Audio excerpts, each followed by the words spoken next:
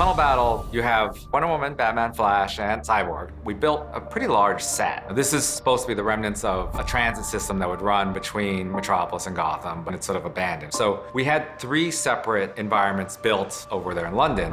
One for the lower tunnel set, one for the catwalk that they jump across, and one for the machine room where Steppenwolf's holding the scientist hostage. He's already here. Yeah, you overlap your lander, and then you turn, you watch Batman land. Batman walks forward when he pushes Flash. We're close to about 50 feet off the ground, and it's tricky because one of our characters is on a wire because he fires his grapple gun and swings. So what you've got to do there is show that he's on a wire, which is what we always try not to do because you never want people to believe they're on a wire, if that makes sense, when they're doing something. Then our other character has to leap as if she's doing it all by herself and nothing's helped her. So that was quite an interesting process for us. For this angle, don't go quite so low. If you go too low, I'm actually probably can't see it. Steppenwolf and Parademons were all played primarily by stunt performers in performance capture suits, so then we had to replace them with CG versions of those characters.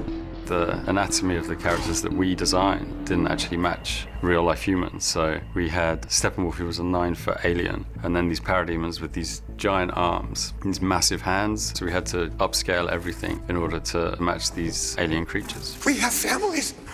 Why does everyone keep telling me that?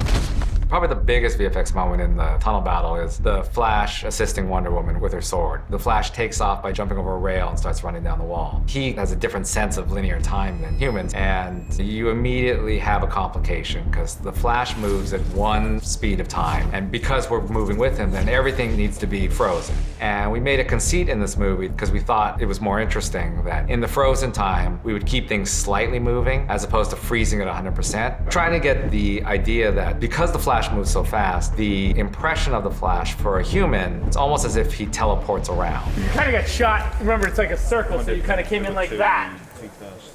You would have come from like Right, this. yeah. And I would have like started tumbling, right? Yeah, you would have probably rolled into it. Action!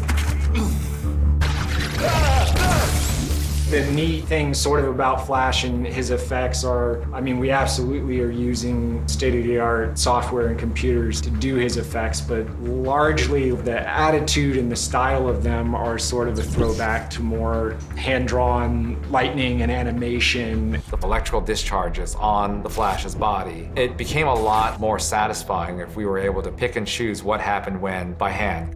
Computer procedural solutions are random. Lightning just, it goes off, and look at it, it looks random. So when we draw this stuff, it's all motivated by Ezra, his actions. He's moving and anticipating. So you find a story from his performance and then use that to take the lightning this way and that way. So in that sense, it seems a lot like pure chaos with an underlying human touch to it.